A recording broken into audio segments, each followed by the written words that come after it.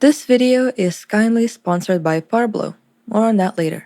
If you're an aspiring 3D artist who's scrambling the internet in search of tutorials on the incredibly vast and technical world of 3D skills, you probably noticed that in some cases, you're kind of expected to know how to do 2D art, how to draw, or just sketch. It's not that it's inherently necessary for being a 3D artist. I'd argue in most cases, it's not at all necessary, but such things as making concepts and turnarounds for original character models or painting textures require you to know some drawing or painting skills. I agree, it's kind of ironic, especially if you want to learn 3D because maybe you're not that skilled at drawing yet or just don't want to do drawings at all. Well, good news is that there's a lot of instances when you don't need to know how to draw whatsoever, like interior modeling, sculpting, or animation, but when it comes to original character modeling, the most viable way to transfer that character out of your mind and into the 3D space is with the use of drawing. If you take a look at your standard video game character, you will see that it was first drawn as an idea on a concept sheet, then turned into a turnaround to help preserve the proportions of the design, and then the model itself is created. And even then, afterwards, the textures are also painted by hand. And even if you don't intend to do character modeling, I'd argue that drawing can really help you be a better 3D artist overall. It makes sense. You have to have some kind of foundation and knowledge of how to recreate the visual shapes and identities of the objects and, well, people on paper, as much as how that's done in a three-dimensional space. When you draw, especially when you study drawing from real-life things, you learn to pay attention and look for details. You break down the objects you see in simple shapes in order to draw them correctly, exactly the same way you model something from simple cubes, cylinders, and other shapes.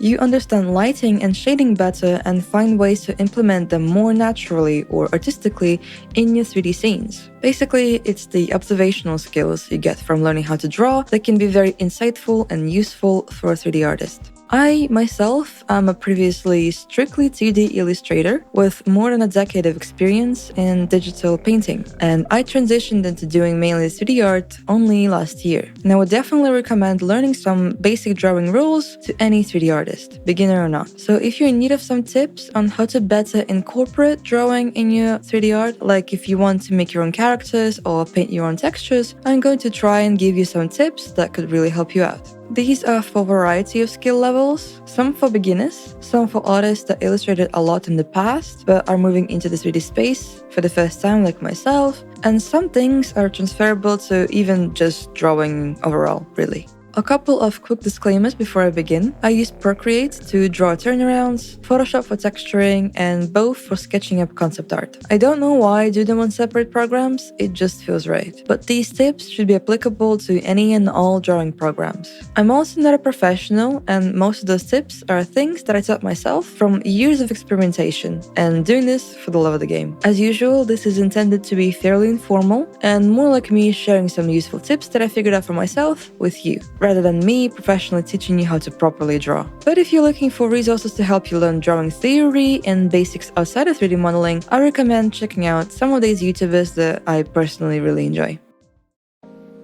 So, first things first, let's talk about what to do if you're looking for alternatives. After all, I did mention the fact that drawing skills, while always recommended, theoretically aren't necessary for 3D modeling. If you don't plan on learning how to draw but still want to create, say, original 3D characters, what are the options for you if you need a concept sheet or a turnaround?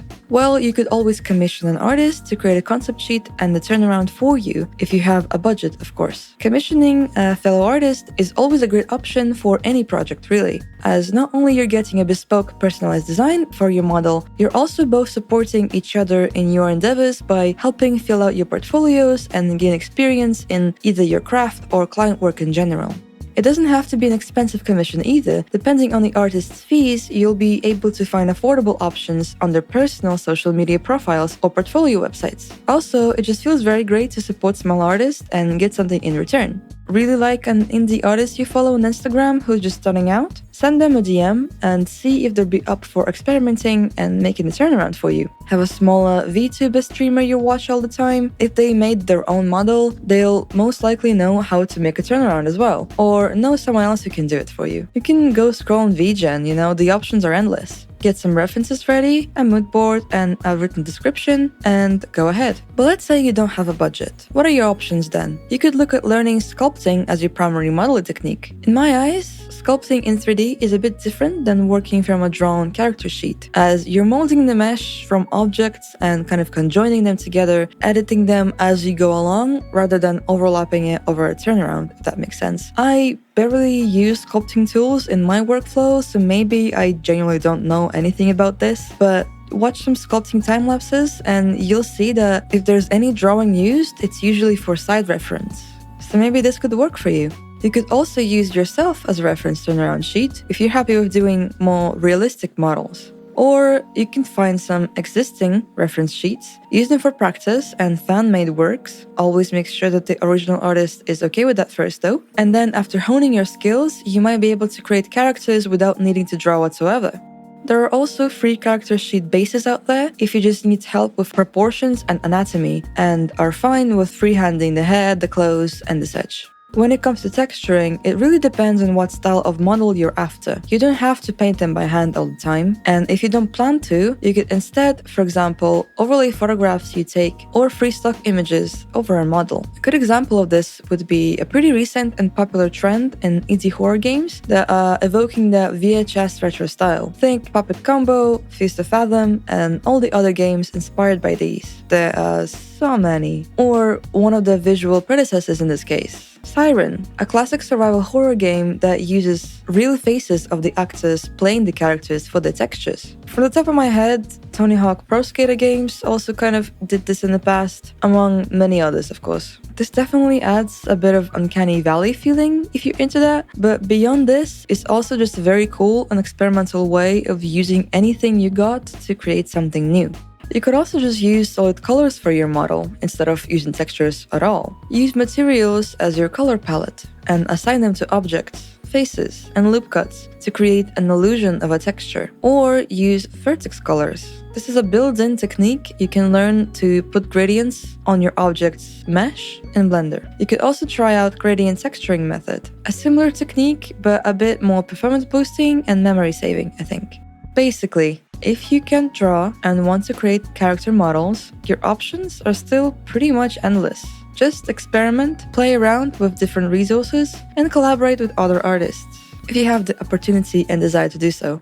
So, absolutely zero need to use AI in any shape or form, okay? Okay. Moving on. Let's talk tips for drawing concept art. If you model characters, concept art is a very important stage of developing your design. But even if you're a 3D artist who focuses on, say, interiors, object, landscapes, painting concepts for your scenes can be very useful in coming up with a clearer direction for your project. If you take a look at a video game, for example, you will always find that there are tons and tons of concept art prepared before the characters and levels are modeled. Sometimes the artist will go through multiple cycles or iterations of a design before landing on the final one. A character's look can develop heavily even over the course of the development itself. Look at Stardew Valley, for example. All characters have early versions of their design, and you can really see them evolve.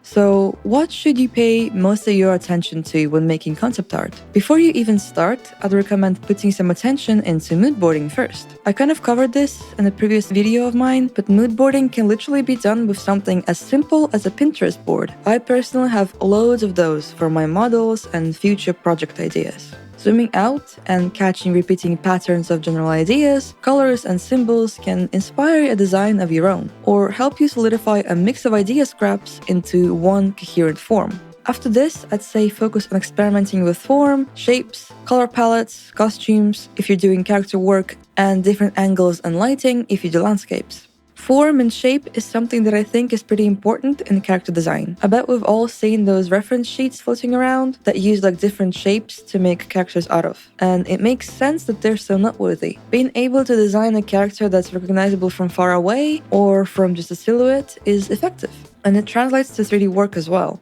If you want to study this a little bit more, try researching character reference sheets for 2D and 3D feature film or TV animation. You'll notice the use of shapes pretty instantly. Now, have you ever played a fighting game? Have you noticed that very often a character's alternate skins are just recolors of their existing model? That's how experimenting with color palettes looks in the process of drawing concept art. And I imagine that those recolors are, in some cases, the original scrapped color palettes, maybe? Regardless, creating multiple palettes for design is a useful way to explore how different color schemes reframe the character's identity. After all, color evokes emotion in us. The way we associate red with danger, fire, passion, or green with nature, calm, or poison, blue and purple with magic and mystery, orange with energy and youth, and more. As well as that, understanding the basics of color theory can help elevate your character's color scheme in a more theoretical way. The key things in color theory you should know are the difference between primary colors, secondary colors, and complementary colors. Colors that sit on the opposite side of the color wheel and create the strongest contrast between one another. Keeping these concepts in mind while applying colors to your character's palette can help you create harmony in your design and kind of make it make sense, or do the opposite as an artistic choice and create chaos and disharmony. There's also a pretty popular rule that you can use when designing with color, and it's applicable to any color design, not only for characters but for things like interior design, UI, and color grading too, I believe. The 60-30-10 rule is a simple rule that goes like this. 60% is the dominant color, the main color that defines the character. 30% is a secondary color, a supporting shade that adds depth and contrast. 10% is an accent color, a highlight that adds uniqueness and visual interest. There are also set types of palettes you can use as a reference to ensure your colors are theoretically cohesive, like using analogous colors that are next to each other on the color wheel, or triadic colors that are 3 evenly spaced colors on the wheel, like the aforementioned primary red, yellow, and blue. And then you also have monochromatic colors, which are different shades of a single color where the hue remains the same, but the saturation and brightness differs. If you're interested in more theory, you should definitely look further into learning more about this, but otherwise just play around with these rules and see what comes up. If you're working a lot on landscapes, interior, or just objects, you could find a lot of use out of thumbnails, which are small sketches that are quick and rough, used mostly for jotting down overall ideas for scenes, or developing the contrast and depth of light in a landscape. When working on a thumbnail, you don't usually think about details. You don't zoom in. Thumbnails are meant to be more of a view of the entire picture, where the main composition is blocked out in rough but confident strokes. If you work on complicated, realistic character models, thumbnails could even be helpful for you here, as you can use them to block out and develop the main silhouette. All in all, there are so many different ways you can experiment with ideas when it comes to concept art. And if you're doing it digitally, sketching these concepts up can require a good graphics tablet to work on, which is why I'm super glad to show you the tablet I'm working with today to bring these sketches to life. That's right, we got our first sponsor! Parblo has reached out and kindly sent me one of their Intangbo X7 tablets to try out for this video. I have to say, the case this tablet came in is super cute. I love blue, if it's not obvious yet, and the design of this plate is just very nice. Here are all the things the tablet came with, including the pen here and the case for it, a USB cable along with a USB-C converter, some pen nibs, a cloth, and one of these gloves that I actually wanted for forever, and now I finally have one of my own. Makes me feel so cool and professional. Drawing on this tablet is very enjoyable. It's on the smaller size, making it a little bit challenging to get used to, as you do need to be a bit more precise in your strokes. But it's not an issue whatsoever, as you can definitely get used to it. And to be honest, I might just be a little bit rusty. Plus, it's super portable and has a very cute and simple design. The pen has a very nice feel to it. There's full tilt support as well, so no matter how you tilt the pen, the strokes are still gonna be registered. And I gotta say, the strokes themselves are very, very stable. My favorite part of this tablet, of course, is these buttons on the side, which you can customize, and this wheel. Every button has a different function, of course. By default, they are zoom in and zoom out, move canvas, eyedrop tool, and the undo function. All of these I use constantly in my workflow, and with my previous graphics tablet, I would have to press them on the keyboard. So with this little guy, it's super simple and yet again customizable,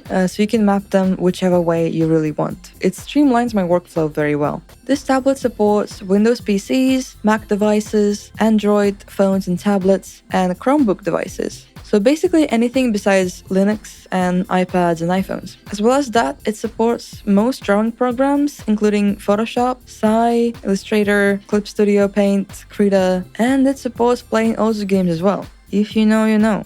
It's also just a very affordable tablet, so if you're just starting out and want something nice and simple and portable, it's great value for your buck. Thanks so much to Parblo for sending me one of your tablets. Find the link to buy their tablet in the description of this video.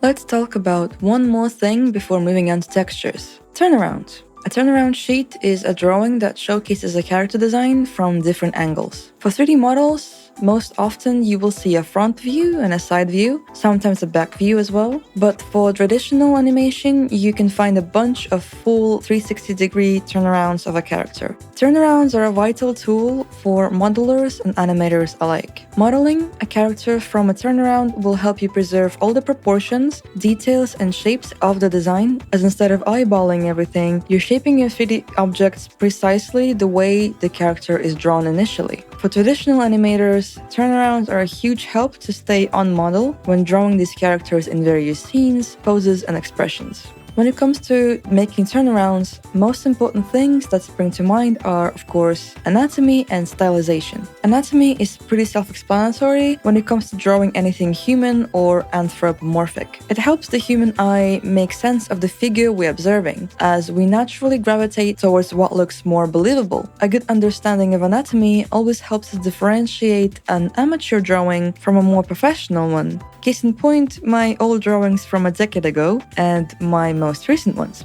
I didn't start with learning proper anatomy, and honestly, I think it set me back a couple of years of progress. Lack of understanding of anatomy can lead to kind of an inaccurate perception of the subject you're trying to portray. So it makes a lot of sense that you need to know the basics before making a character turnaround. An artwork which sole point is to portray the character as accurately as possible and set a standard for any time the character is recreated in any shape or form. If you feel like you need to brush up your anatomy skills, I'd say a great way to learn is continuously practice drawing poses, preferably from real-life subjects. Find some stock references or go outside and study a couple of poses a day for a prolonged period of time. No tracing, just referencing the poses. For a 3D artist, a lot of detailed anatomy, like anatomy of the hands and muscles, is desirable to know, but I'd say there's always a possibility to mold and shape those parts in 3D to achieve the most natural look. It's the overall anatomy of the body that is most important here, I think. So it's like the size of the head compared to the torso, the distance between body parts, the facial structure, the most noticeable parts. Now, stylization is something a bit more fun and will help your model stand out when compared to others. I compiled a small bunch of some of my favorite current 3D character modelers just to show how creative you can be at this. Stylizing a character can involve exaggerating some of the features, like I exaggerate the hands and the feet, or it could involve simplifying certain parts of your model, or completely erasing them, like in my case, my characters don't have necks. That's a stylistic choice. You could also think of a quirk or a calling card for your characters. For me, it's the levitating eye pupils, for example. Effective stylization, in my opinion, cannot be achieved without at least a basic knowledge of anatomy. Like in music, you need to know how to play the basic melody before embellishing it. Or, well, in 3D modeling, you need to know the basic shapes before you sculpt them into something more detailed. You don't need to know anatomy, like how every single muscle in a human body contracts, or know every bone by its name, unless you're pursuing like a master's in fine art. But basically, you need to know the body you want to distort before distorting it. These are the two main tools that will help you make a better turnaround. But how exactly do you make one? Well, turnarounds are super simple. Start with a front pose, and you usually want it to be either in a T pose or an A pose, and it's up to you which one to use. I use T poses currently, but I do see people mention that the A pose is a better choice for easier deformation of the model, so look into that as well. Make sure the pose is as default as possible, with enough space between the body parts and the cloth parts, so that when you start modeling, none of these parts overlap. This means that, for example, if you have a character with baggy clothes, you won't take gravity into consideration when drawing a turnaround, because gravity might make the folds of the cloth overlap with each other, making it more difficult to model down the line. Leaving enough space for every detail of the design also ensures that rigging is straightforward down the line. After finishing the front pose, draw some straight lines on a new layer that mark the position of each body part, top and bottom of the head, face features, shoulders, waist, hips, knees, and feet. This is super important as it helps you line up these parts when redrawing them from a different angle. When coloring a turnaround, I personally use flat colors without any shading or light, and adding the color palette on the side is super helpful as well, as it makes it easier to eyedrop these colors later when texturing.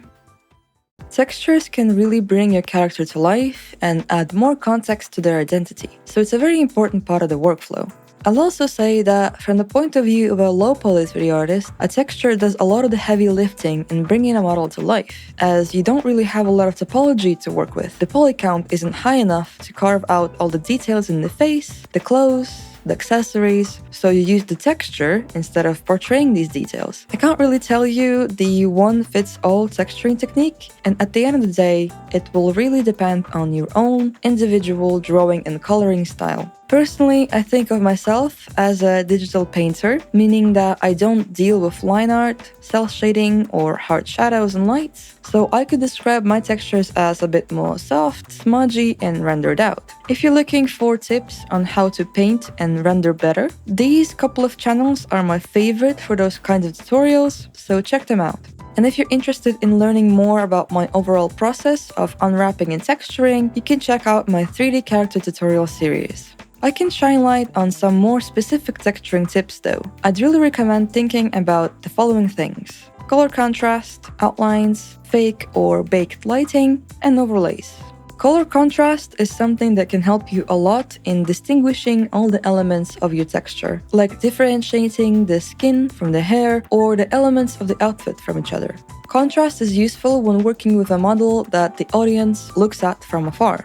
Think about it, whether you're playing a third-person video game or looking at an animation video on the screen of your phone, you're not seeing the model up close and personal unless you're vividly rotating it in your mind's eye. As an artist, more often than not, you want for the audience's eye to be able to easily differentiate the parts of the model's design. So we gotta make sure that the colors that are next to each other are contrasted enough to be recognizable from afar. You can do this yet again by following some color theory and utilizing shades of complementary colors in your design, or by making sure that the shadows and light on your textures are placed with the purpose of establishing a stronger contrast between the colors of similar hues and saturation. This can be done by putting extra shadows lining up the parts when two different materials on your texture intersect, like on the rim of a shirt.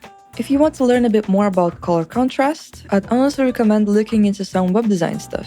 They look a lot at contrast between background and foreground elements over there, like text on a web page, for example. And also, here's something I learned from web design. Did you know that you can calculate contrast? Yeah, you can figure out a contrast as a ratio. So if you're a bit more nerdy or curious about color palettes of your character designs, go and eyedrop some colors and insert them into this free online calculator.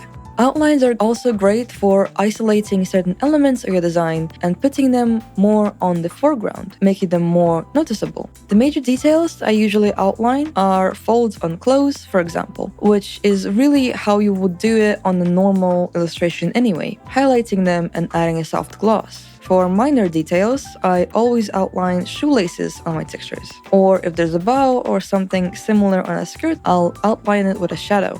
This is a good segue into the next thing. Let's take a look at something called baked lighting as well. I'll try to explain it here, but I'll note that I'm not a game dev, although I do love video games, and I think researching their development can help you a lot in 3D modeling, as there's a lot of applicable knowledge you can find. Basically, in game engines, you have options to render out the lights in real time or bake them. Real-time lights are self-explanatory. The engine calculates the light rays and their reflection from the surrounding models every frame. You move an object, the shadow it casts changes according to that movement. But baking the lighting is a process of all those shadows, highlights and reflections being calculated once and then saved as a texture. Now, move an object and its initial shadow stays in the same place. It's been baked into the texture. Now, if you did this to a low poly model, nothing much would happen because there's not enough polygons for the light and shadows to catch on. But you could apply this theory to the process of painting the textures and imitate those baked-in lights and shadows. If you look at this model, for example, you can see how the texture painter faked the shadows on the skin, the folds of the clothes, and the hair to make them seem like the light is shining on the model from the front and casting these shadows. It's a useful way to depict the volume and shapes of your model. And to add more texture to your, well, textures, try using some overlays. Things like fabric, rubber, cloth, canvas, glass, even skin and hair to some extent. You can garnish them, in a way, by overlaying an existing seamless texture over it. It can add a little flair, make an interesting gradient happen naturally, or just add some substance here and there. I find that on low poly models and low dimension textures, this works very well, as when you're compressing down an overlay on top of something, just the condensed pixels that appear alone can add some nice variation to your texture, and even navigate attention to a part of your design naturally. I'll add my favorite texture databases in the description here. A lot of these are public domain, meaning that you can use them freely. But do check the description in case that they're created by an artist who wants you to credit them. And last but not least, there's a couple of small things I can mention regarding facial textures as well. If you're interested in how to set up your model's facial expressions as a texture map that you can manipulate like this, please check out this video, as I'm not going to be covering that here. Yet again, this depends massively on how you like to render out faces, but personally, here's a couple of things that I like to do. Separate everything into layers so that it's easier to edit the face with the next expressions on the texture map. Don't go overboard with shadows. You want the edges of the face to seamlessly transition into the texture of the head itself, so a slight gradient around the edges is nice. I like to bring attention to the nose, not by drawing out the nose, but adding a little shadow on the top of it, and adding a slight blush on the cheeks, but not much more. I use gradients to ease in all the elements like brows, lips, and eyelashes into the skin. I found that it looks quite nice from far away on the model.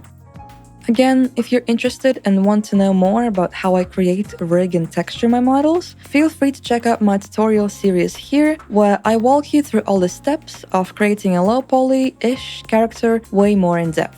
Hope you found this video helpful and informative, and maybe got inspired to experiment a little bit with how you apply your drawing style to your modeling style, or got inspired to practice and learn how to draw altogether. I want to sincerely thank everyone who recently subscribed to my channel. We got from 1 to 10k in a span of basically a month, which is insane. And I'm super grateful for all of you guys being here, so thank you. And I hope to see you again in the next video.